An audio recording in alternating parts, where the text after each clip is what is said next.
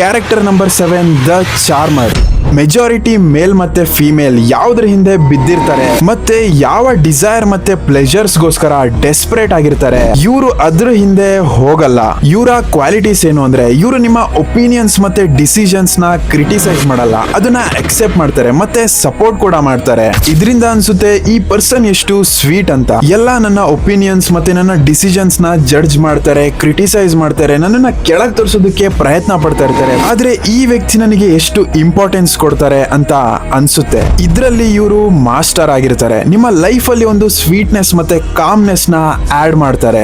ಯಾವುದೇ ಪ್ರಾಬ್ಲಮ್ ಇಂದ ನೀವು ಎಮೋಷನಲಿ ಡಿಸ್ಟರ್ಬ್ ಆಗಿದ್ರೆ ಇವರು ಮೊದಲು ನಿಮ್ಮನ್ನ ರಿಲ್ಯಾಕ್ಸ್ ಮಾಡಿಸ್ತಾರೆ, ಆಮೇಲೆ ಪ್ರಾಬ್ಲಮ್ಸ್ ಮೇಲೆ ಫೋಕಸ್ ಮಾಡಿ ಸಾಲ್ವ್ ಮಾಡೋದಕ್ಕೆ ಹೆಲ್ಪ್ ಮಾಡ್ತಾರೆ. ಎಲ್ರ ಲೈಫ್ ಅಲ್ಲೂ ಪ್ರಾಬ್ಲಮ್ಸ್ ಇರುತ್ತೆ, ಪೇನ್ ಇರುತ್ತೆ, ಆದ್ರೆ ಈ ಪರ್ಸನ್ ನಿಮ್ಗೆ ಕಂಫರ್ಟ್ ನ ಆಡ್ ಮಾಡಿ ಜೊತೆಯಲ್ಲಿ ನಿಮ್ಮ ಪ್ಲೆಜರ್ಸ್ ನ ಫುಲ್ಫಿಲ್ ಮಾಡೋದಕ್ಕೆ ಹೆಲ್ಪ್ ಮಾಡ್ತಾರೆ. ಇವರು ಕಾನ್ಫ್ಲಿಕ್ಟ್ ರೆಸಲ್ಯೂಷನ್ ನ ಮಾಸ್ಟರ್ ಆಗಿರ್ತಾರೆ with calmness and emotional stability ಇಂದ.